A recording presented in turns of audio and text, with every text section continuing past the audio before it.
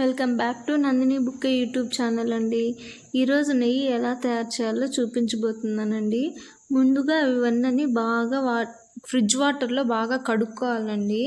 కడుక్కున్న తర్వాత ఒక మందంగా ఉండే కడాయిలోకి తీసుకోవాలి, అడుగు అంటుకోకుండా.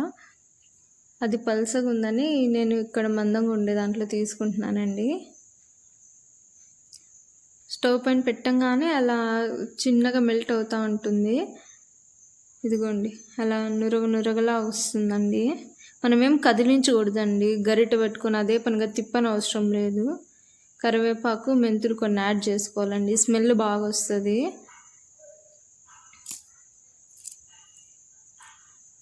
ఇట్లా బాగా మరిగిన తర్వాత అది మనకు తెలుస్తుందండి.